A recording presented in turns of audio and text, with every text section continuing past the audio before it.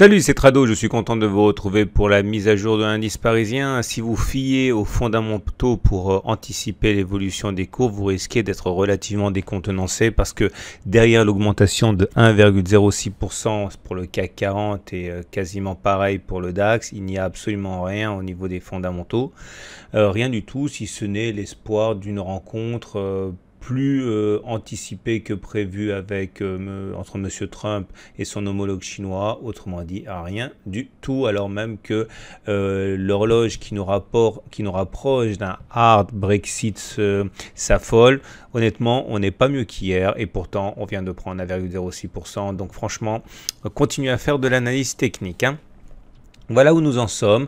J'avais expliqué hier qu'il ne fallait pas s'alarmer d'une cassure de l'oblique orange ascendante ici, tout simplement parce que lorsque l'on casse une oblique ascendante, eh bien soit on rentre en tendance neutre, et c'est généralement ce qui se passe, soit on rentre en tendance baissière, mais qu'a priori il fallait privilégier ce qui se passe le plus souvent statistiquement, et donc à partir de là, on n'avait aucune raison d'anticiper un effondrement des marchés, d'autant qu'on était sur un premier niveau de support ici, les 23,6% de retracement de Fibonacci.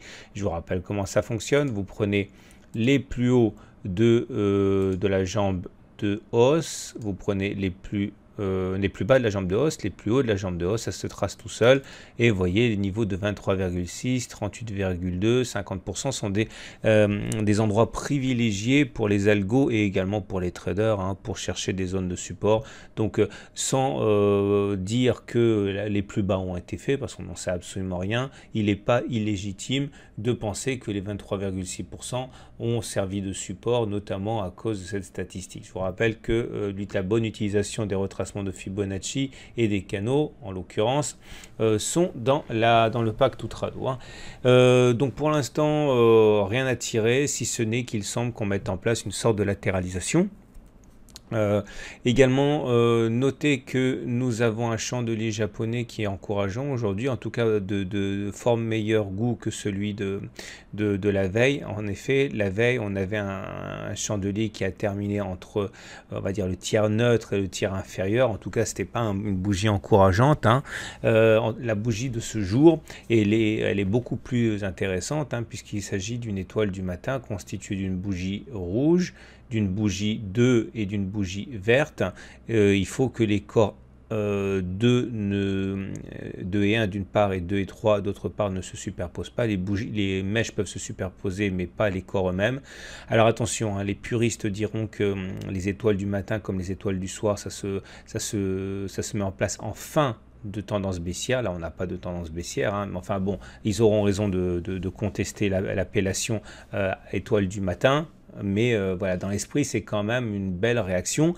Et normalement, au regard de cette bougie et de cette configuration bougie, chandelier japonais, ben, on est plutôt pas trop mal, hein. Regardons maintenant l'analyse purement technique du CAC 40.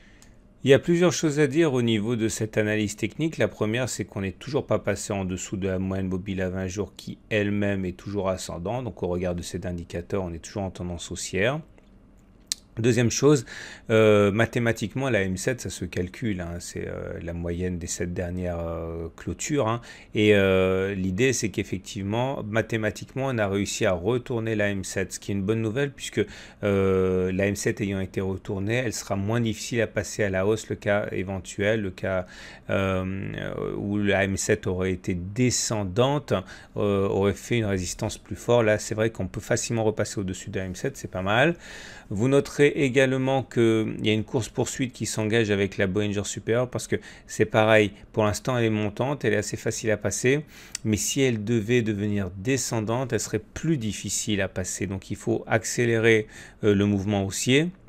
Pour terminer, regardez les autres indicateurs techniques, hein, vous le savez, la tendance donnée par les indicateurs techniques classiques est haussière, le momentum est supérieur à 0 et le RSI au-dessus de 50 dans un contexte où le MACD est supérieur à son signal. Et j'avais expliqué qu'une des techniques que j'utilise, c'est de surveiller de près le cycle des indicateurs rapides, notamment le CCI et le MACD 0, qui vont agresser les autres indicateurs. Si à la fin de ce cycle baissier, les indicateurs techniques momentum RSI sont toujours toujours positif, eh bien, on peut envisager que l'on inscrive des nouveaux plus hauts, hein, ou du moins qu'on titille les précédents plus hauts.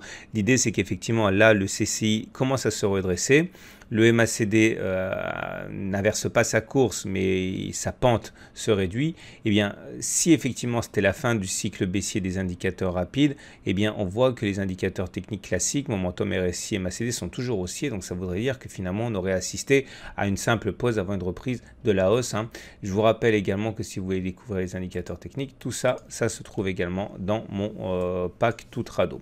On va terminer avec l'Ishimoku comme d'habitude et vous allez sans doute deviner ce que je vais dire. Ça fait un moment que j'explique qu'on a un objectif donné par le twist du nuage qui est d'aller chercher les 5116, 5118 par là. Je vous rappelle que c'est la distance parcourue entre les plus bas et le twist reporté par-delà le twist, hein, mais que cet objectif n'a pas été touché, hein.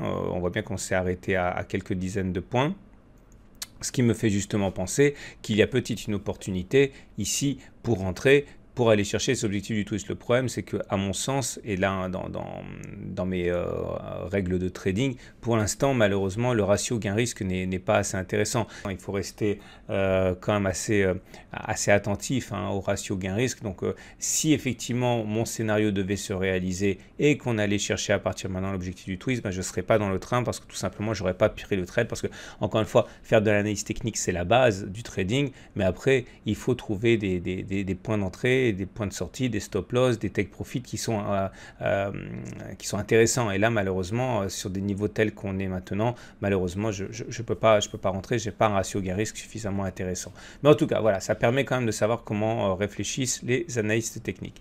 C'est tout pour aujourd'hui. Je vous souhaite une excellente journée et je vous dis à demain pour la mise à jour.